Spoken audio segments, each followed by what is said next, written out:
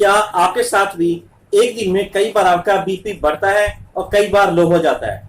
जब आप घर पे बीपी चेक करते हैं तो आपका बीपी नॉर्मल आता है, और जब आप डॉक्टर के पास जाके चेक कराते हैं वो या तो बढ़ा हुआ आता है या कम आता है, यानी नॉर्मल नहीं आता है। ऐसा क्यों होता है? कई बार आपका मूड बिल्कुल फ्रेश होता है और एकदम से वो डिप्रेस हो जाता है। तो ऐसे कई कारण हैं जो कि बीपी को बढ़ाते हैं या कम होते हैं। अगर आपके साथ भी ऐसे होता है तो ये वीडियो आपके लिए है। तो इसके क्या कारण होते हैं, तो चलिए शुरू करते हैं आज का वीडियो।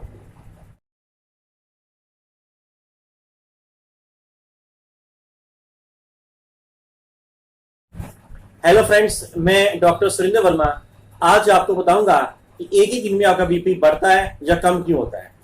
दोस्तों, बीपी एकदम से स्टेबल नहीं रहता है। उसका एक मेजर फैक्टर यही होता है कि स्ट्रेस या एंजाइटी।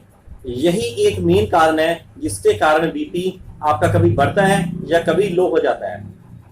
अगर आपका बीपी स्टेबल नहीं रहता है तो उसके कई एक फैक्टर्स हैं, जिनमें सबसे पहला फैक्टर आता है ओवरवर्क। जब आप अपनी हद से ज्यादा काम करते हैं, बहुत ज्यादा स्ट्रेस लेते हैं, आपके दिमाग को शांति नहीं मिलती है और वो प्रॉपर काम करता रहता है, जिसके कारण आपकी नींद खराब हो जाती है। और नींद प्रॉपर ना होने के कारण ही वो एंजाइटी या स्ट्रेस क्रिएट करता है, जिसके कारण आपका बीपी कभी लो हो जाता है और कभी हाई हो जाता है। दूसरा उसका फैक्टर है कैफीन।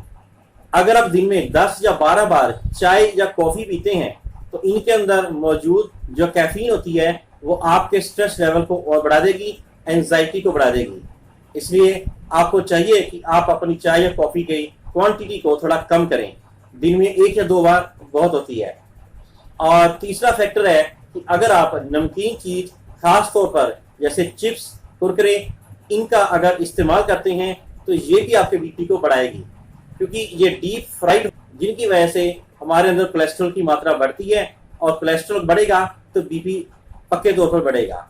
इसलिए चाहिए कि आपको, अगर आप स्नैक्स लेते हैं या चाय के साथ चिप्स, कुरकुरे या ऐसी कोई चीज खाते हैं तो उसको आप अवॉइड कीजिए। उससे अगला फैक्टर है अधिक मात्रा में अल्कोहल यानी शराब का सेवन करना।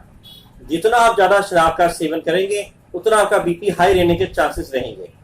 और दूसरा, अगर आप जरूरत से ज्यादा नमकीन चीज का इस्तेमाल करते हैं तो उससे भी आपका बीपी बढ़ेगा, क्योंकि नमकीन चीज के अंदर सोडियम होता है, और जब सोडियम इंटेक करते हैं, जरूरत से ज्यादा सोडियम खाते हैं, तो उसके साथ ही वाटर एब्जॉर्प्शन बढ़ जाती है।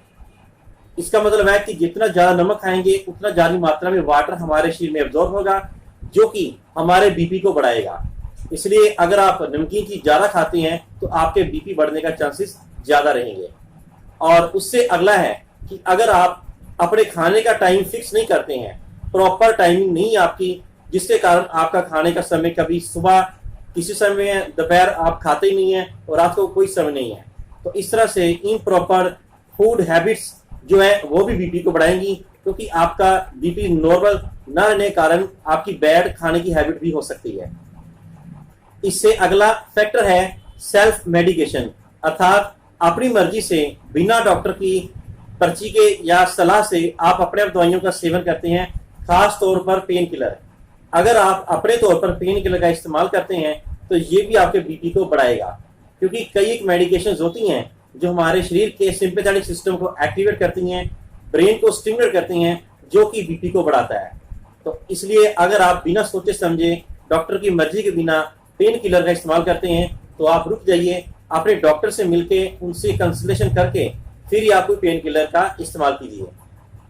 तो दोस्तों, ये थे कुछ फैक्टर जिनके कारण हमारे शरीर का बीपी बढ़ता है या कम होता है। अगर हम इन फैक्टर के ऊपर कंट्रोल कर रहे हैं तो काफी हद तक हम अपने बीपी को कंट्रोल कर सकते हैं। तो दोस्तों, ये थी कुछ एक महत्वपूर्ण जानकारी कि आपका बीपी स्टेबल क्यों नहीं रहता है। आशा करता हूं कि आपको ये इन्फॉर्मेशन अच्छी लगी होगी। अगर आप इन्फॉर्मेशन अच्छी लगे तो मेरे इस वीडियो को लाइक करें, शेयर करें और चैनल को सब्सक्राइब करें। Thank you.